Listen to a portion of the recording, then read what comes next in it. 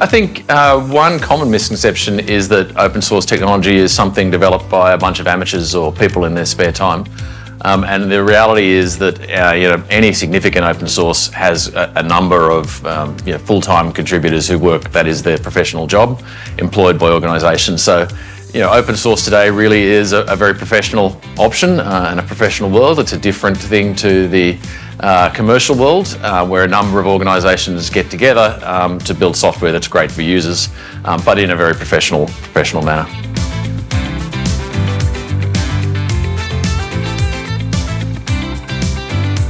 Open source, I think, is very secure. The openness of open source lends itself to security.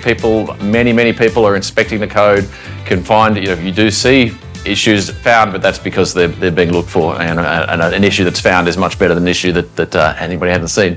Governance is an important aspect though. There is a whole world of open source licensing, making sure that when you're picking an open source project, it's a viable project for the long term.